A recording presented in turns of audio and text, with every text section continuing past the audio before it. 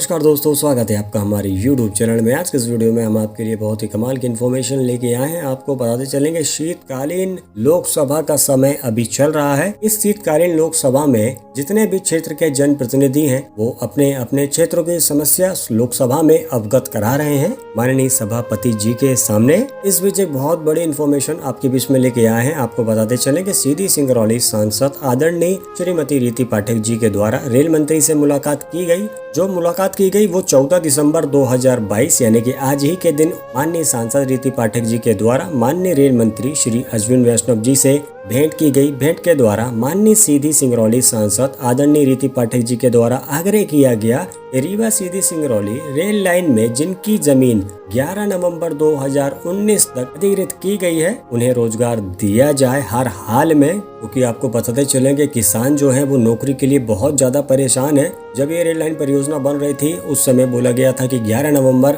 2019 तक जिन किसानों की जमीन अधिग्रहित की गई है उन किसानों को रेलवे के द्वारा नौकरी दी जाएगी। लेकिन उसके बाद सुनने में आया कि नौकरी अब किसी को नहीं मिल रही है। इस वजह से क्षेत्र के जो किसान हैं उनके द्वारा आक्रोश देखने को मिला। रेलवे का काम प्रभावित हुआ, जो कि अभी भी हो रहा है। किसान काम करने नहीं दे रहे हैं क्योंकि किसानों से जो वादा किया था, वादा करने के बाद रेलवे जो मुकर गई, इस वजह से किसान में आक्रोश है। और लगातार क्षेत्र के जो जनप्रतिनिधि हैं उनके पास किसान अपनी समस्याओं को लेकर जा रहे थे। इसी वजह से माननीय सांसद रीति पाठक जी के द्वारा रेल मंत्री जी से आग्रह किया गया दोबारा से कि पात्र किसानों को नौकरी दी जाए हर हाल में। इनके अलावा आपको बताते चलें कि जो कटनी खन्ना बंजारी ब्यौहारी सिंगरौली रेल मार्ग का जो दोहरीकरण का कार्य किया जा रहा है, इसमें भी आग्रह किया गया कि सिंगरौली कटनी रेल मार्ग का दोहरीकरण का कार्य जो चल रहा है इसको तीव्रता से पूरा किया जाए। अब बात आती है सिंगरौली की ट्रेनों की। तो सिंगरौली से भोपाल और सिंगरौली से निजामुद्दीन के बीच में जो ट्रेन चलती हैं, ये दोनों ट्रेन नियमित नहीं चलती हैं। ट्रेनों के नियमित न चलने की वजह से सिंगरौली क्षेत्र के लोगों को आने जाने में बड़ी समस्या होती है। लगातार मांग भी की जा रही थी कि सिंगरौली से भोपाल ट्रेन और सिंगरौली से निजामुद्दीन ये दोनों ट्रेनों को हफ्तों के 7 दिन चलाया जाए ताकि किसी भी प्रकार की कोई भी समस्या ना हो। 7 दिन का मतलब है कि अप और डाउन दोनों दिशाओं में दोनों ट्रेन चले, यानी कि एक ट्रेन सिंगरौली से चले, दूसरी ट्रेन भोपाल से चले, और एक ट्रेन सिंगरौली से चले और दूसरी ट्रेन निजामुद्दीन से चले, यानी कि प्रतिदिन ट्रेन चले ये दोनों सिंगरौली भोपाल और सिंगरौली निजामुद्दीन, ताकि क्षेत्र में जो रेल समस्याएं आ रही हैं इनको दूर किया जा सके।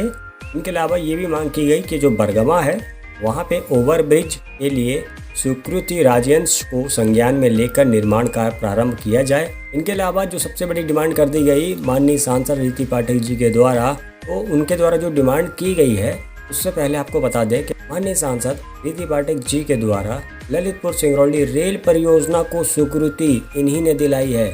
यानी कि इतनी बड़ी रेल परियोजना जो कि बहुत पहले से प्रस्तावित है, माननीय सांसद के द्वारा ही लगातार मेहनत की गई कड़े प्रयासों से उनके ललितपुर सिंगरौली रेल परियोजना को उन्होंने स्वीकृति दिलवाई, बजट दिलवाया और आज इस रेल लाइन परियोजना का काम हो रहा है। हालांकि थोड़ी सी अड़चनें आ रही हैं, जो कि माननीय सांसद के द्वारा प्रयास किया जा रहा है कि जल्द से जल्द सभी अड़चनें दूर हो जाएं। पात्र किसानों को अगर नौकरी मिलना शुरू हो जाएगी तो ये रेल लाइन परियोजना बहुत ही जल्दी बन जाएगी, क्योंकि इस रेल लाइन परियोजना में जो सबसे बड़ी मुसीबत है वो पात्र किसानों को नौकरी वाला मुद्दा ही है। आपको बताते चले उसके बाद सीधी सिंगरौली सांसद ने रीवा से सीधी नेशनल हाईवे की मंजूरी दिलवाई, सीधी से सिंगरौली नेशनल हाईवे की मंजूरी दिलवाई।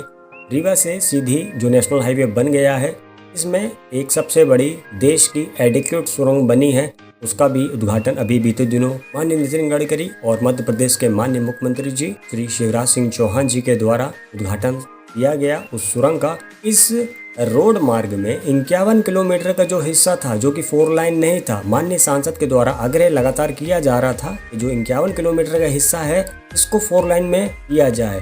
आपको बताते चलें कि 4 लाइन को भी मंजूरी मिल गई, यानी कि माननीय सांसद की तरफ से जो जो प्रयास किए जा रहे हैं वो सभी प्रयास उनके सफल हो रहे हैं। इसी वजह से अनुमान लगाया जा रहा है कि अब जो नौकरी का मुद्दा चल रहा है ये भी बहुत ही जल्दी सुलझ जाएगा और पात्र किसानों को नौकरी मिल जाएगी। इसका सीधा सीधा उत्तर ये आता है क्षेत्र के जनप्रतिनिधि लगातार क्षेत्र की जनता के हित में काम कर रहे हैं, बड़ी मेहनत से काम कर रहे हैं। इसी वजह से जितनी भी योजना है सभी योजनाओं को वो पूरा कर रही हैं ईमानदारी के साथ, क्योंकि अब माननीय सांसद के द्वारा ये डिमांड कर दी गई सिंगरौली से इंदौर के लिए डायरेक्ट ट्रेन शुरू हो, सिंगरौली से इंदौर और इंदौर से सिंगरौली। और दूसरी जो डिमांड है उनकी वो बोल दिया है उनके द्वारा कि सिंगरौली से मुंबई जाने के लिए कोई भी डायरेक्ट ट्रेन नहीं है। ऐसे में सिंगरौली वासियों को मुंबई आने जाने में बड़ी ही समस्या होती है, तो इस वजह से सिंगरौली से मुंबई और सिंगरौली से इंदौर के बीच में 2 नई ट्रेन शुरू करने की स्वीकृति मांगी गई है। इसके अलावा आपको बताते चले कि सिंगरौली से जबलपुर और जबलपुर से सिंगरौली के बीच फिलहाल अभी एक ही इंटरसिटी ट्रेन चलती है। ये ट्रेन सिंगरौली से सुबह सुबह जबलपुर के लिए जाती है और जबलपुर से ये ट्रेन शाम को सिंगरौली के लिए आती है। ऐसे में जब यात्रियों को शाम के समय जबलपुर जाना हो तो उनको कोई भी ट्रेन उपलब्ध नहीं हो पाती है। आपको बताते चले कि माननीय सांसद के प्रयासों से सिंगरौली से जबलपुर के लिए शाम वाली इंटरसिटी ट्रेन का स्वीकृति उनके द्वारा बहुत पहले ही दिलवा दी गई थी। अब उनके द्वारा आग्रह किया गया कि सिंगरौली से जबलपुर के लिए स्वीकृति शामकालीन इंटरसिटी का परिचालन अब शीघ्र शुरू कर दिया जाए, ताकि क्षेत्र के हित में फैसला हो, यात्रियों के हित में फैसला हो। मान के चलिए कि इस ट्रेन को अब जल्द से जल्द ही शुरू किया जाएगा। तो ऐसे में जब ये ट्रेन शुरू होगी तो ये ट्रेन सिंगरौली से शाम के समय जबलपुर के लिए रवाना होगी और जो पुरानी वाली इंटरसिटी ट्रेन है वो शाम के समय जबलपुर से सिंगरौली के लिए रवाना होगी। यानी कि दोनों दिशाओं में एक एक इंटरसिटी ट्रेन चलेगी।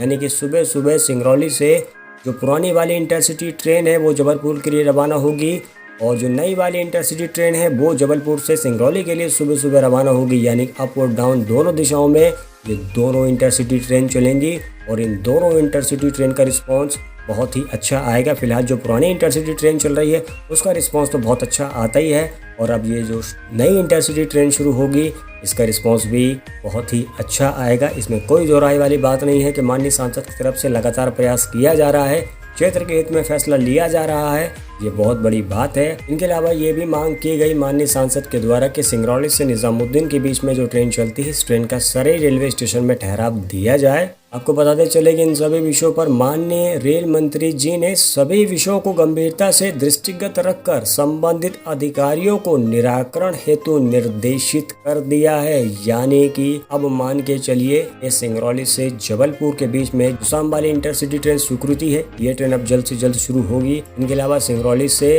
इंदौर और सिंगरौली से मुंबई के लिए जो ट्रेन की डिमांड कर दी गई है अब इसमें भी विचार विमर्श शुरू हो चुका है। यानी कि कुल मिला के मान के चलिए माननीय सांसद की तरफ से लगातार प्रयास किया जा रहा है क्षेत्र के हित में। आपको बताते चले कि जबलपुर इतवारी वाया शहडोल जो नई ट्रेन है इस ट्रेन को भी स्वीकृति मिल चुकी है। आपको बताते चले लेकिन इस ट्रेन को शुरू करने के लिए अभी तक हरी झंडी नहीं मिल पाई है। तो माननीय शहडोल सांसद जी को इस विषय पर प्रयास जरूर करना चाहिए और अपने क्षेत्र को जबलपुर इतवारी वाया शहडोल के रास्ते जो नई ट्रेन प्रस्तावित है इस ट्रेन को जल्द से जल्द वो शुरू करवाएं, ताकि क्षेत्र की जो रेल समस्याएं हैं इनको दूर किया जा सके। क्योंकि विंध्य की माननीय सांसद रीति पाठक जी के द्वारा लगातार क्षेत्र के हित में काम किया जा रहा है। ऐसे में शहडोल की जनता भी अपेक्षा रखती है कि माननीय शहडोल सांसद जी भी एक अपने क्षेत्र को जबलपुर इतवारी के रूप में एक नई ट्रेन की सौगात अपने क्षेत्र वासियों को जल्द से जल्द प्रदान करें, क्योंकि नागपुर जाने के लिए उस रूट में कोई भी ट्रेन नहीं चलती है। इस वजह से जबलपुर इतवारी जो नई ट्रेन शुरू होगी